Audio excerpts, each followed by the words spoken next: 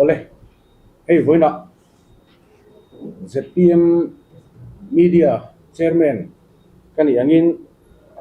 IF ina leng puile si phira ram an ho an khal ivel gain hial boina a media machon alo tu leta a MJA media lamte in hun lu tak senga helai ZPM je headquarters sa press conference kan ko minon tro om hi kan loma kan thre wangin ni som thum pakhat January khan Azor press club press conference kowin IF ina leng puile CP rama an ram lak an ram ho tu chungchang a ZPM chuan thilom dan pon chona hun kan ron nei to a voina po hian hei kan media GS pu jona te kan legal board chairman kuma siamatenen kan ron in lan le ta ani ni som thum pakhat press conference kan ko khan revenue minister po lo ni to pulal ro ki mate chief secretary po lo ni to pulal nun mo chongo te an mani nge hian CBI-a Complaint thelut sela an thelungam po kan ringa ti in ZPM chuan kan lo be sei thu kan soyani ti chuan thu local zela abik takin MNF u naute hian CBI-a case complaint har satji an au puina sal he a social media ko kan lo mu feka CBI-a case hi chuti mai thelu the ni lo a har lu tu an tia tin chuti lai mek chuan congress u naute lain kong dik lo jok zo in ZPM VUC ate anan thelu vei rol ne thil tak tak boy pui ngai lo party pahni te che hian ram mi puite rilru ati chi ai man hle ani khatia thuo in chu noi lai khan ZPM min pu vak lai khan MNF le congress te hi thelu masa ni in chu in anin tlan siak do na mo kan tia amoro chu kalmon siak policy a soi fel lam policy an kalpuya ZPM la chuan thelu wat se ti in kan lo thira anni pani la chu a photo patang ang main pe hel dan turang zonga ti khan har san na chi sang sang an soya a pe hel thiang berin thilan kalpuya ni kha nili milai khan council of minister kan thu khoma chuanin council of minister thu khom chuan kan rel tu poi mo ang te kan han rel zowa kan ti tu kan han ti zo chuan chief minister in le i thu fol lo kong u enge ai ramla tu chungchang a khan MNF te congress te an thuan thula an nei em ti revenue minister azota revenue minister chuan engma thu thar CBI ne na thelu ti velamo aom thu a khiat lo wang khan chief minister chuan chuti ni ta ka chuan mi puiten thu di khiat an du sia ruling line nge ina CBI-a complaint thelu hi a kongkal lo le na chungin MNF le congress te an check ngam tak lo a wangin thelu mai a tha ange atia ti chuan revenue minister chuan a minga thelu mai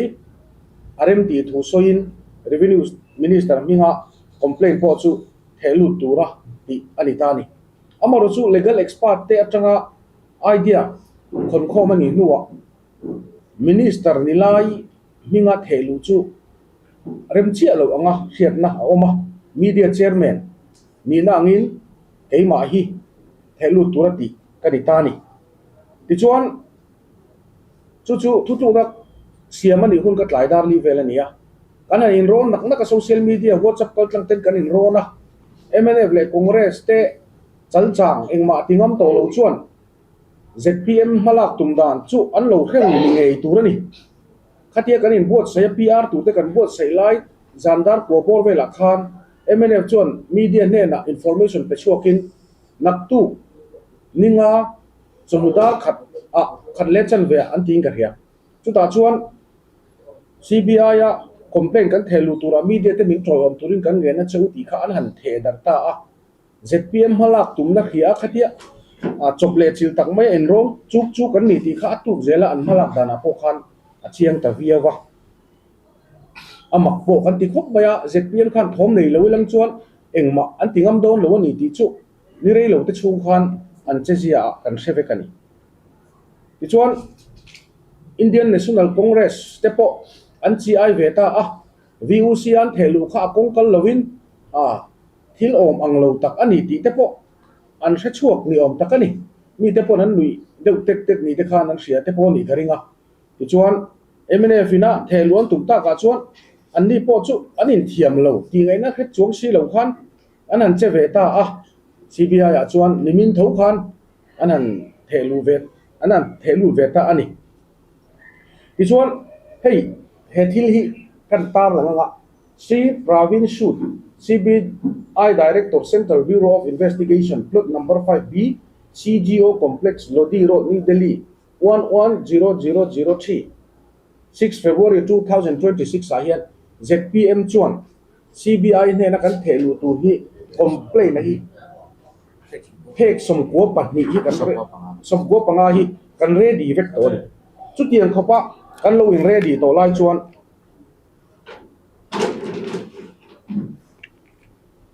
khatiang case complaint chung chang MNF le Congress pon an thelu ta ani ti hom alo om khan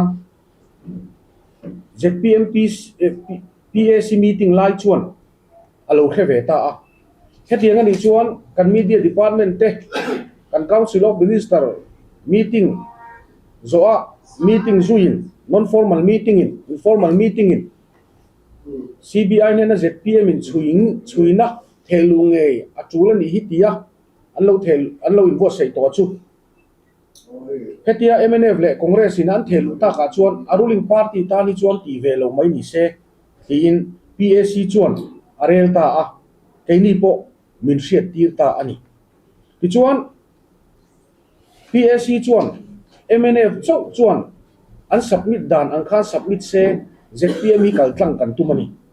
Chief Vigilance Officer Chief Secretary ne na CBI direct thelu ngam lovin an thu thelu po kan lo khet dan chuan detail reports detail information po omwak manglo thu tuang kam thu lon pa ngai ve mai kha an thelu ni in kan sia MNF ina an thelu ti kan hret kha chuan ZPM lam chu thelu turun kai bot sai na sa khopa phur po kan phur ani amaro chu Congress tema party lo pa ngai de uzo te po hantila anni khan CBI unit Mizoram direct in an thelu ta ti kan hret khan kan hoi maya a consent petura lo in ready saring ZPM party tan chuan thok khoina tham kha ani reng ani chuwang chuan he thu in chuwa CBI ne na thelu an tia hi chuan MNF chu an tel ve pon kan khechi alawani chu ZPM dinna aloni ta media chairman kanina angin thelu ngei tura in bot sai kania PAC in Congress in direct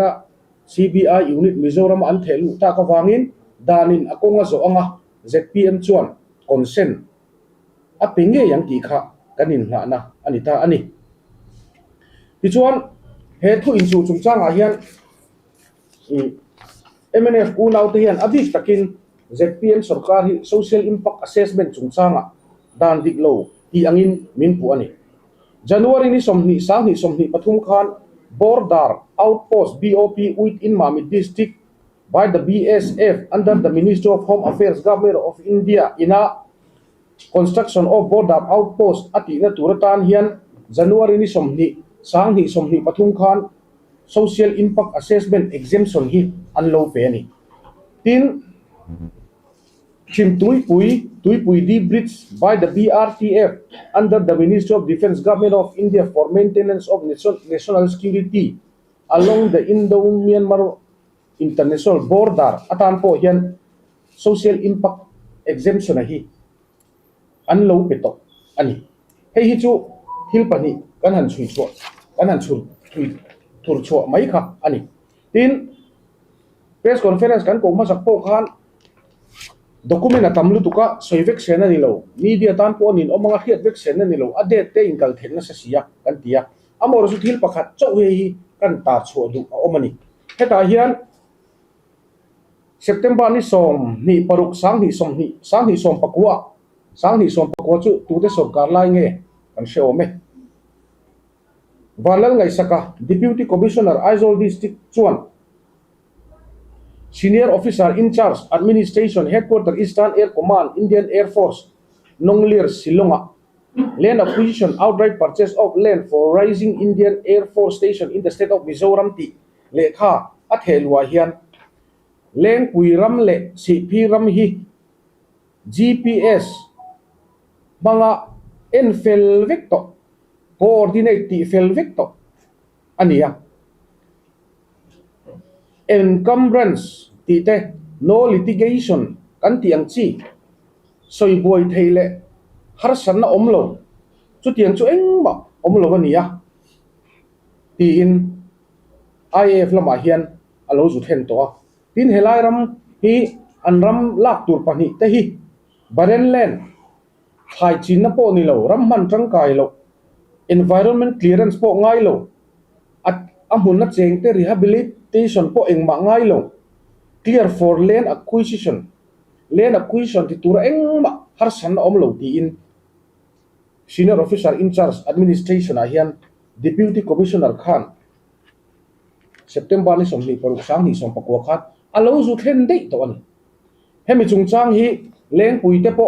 media lamin zutlo in khulai ram te po an zu fanga kan lo bu ve veka heng lekha te po hi kan thon thla hial to ni sang ni som pakwa September ni som ni paruka khan khang lai ram zong zong kha boina omlo engkim felvek environment clearance po omlo ami cheng te tan po rehabilitation po ngai lo ti in sarkar ma sa khan engkim alo pe felvek to ani chu tiang chu thil om dan ani ya hemi chungchang a hian ZPM chuan zoram mi puitele ZPM supporter te lo tong trai pui thin te hena cha du kan neya ZPM hi kan dik na le kan na tho that puan zar lama hian kan chak lutuk lo abi takin MNA le congress te rei tak lo sarkar to man mai thil dik lo po dik anga soi thiam thu por poleng propaganda thiam mai atak tak piwak ngai lo mi puite oi tok vela thil soi thiam an nia wangin an thu che vel le an thu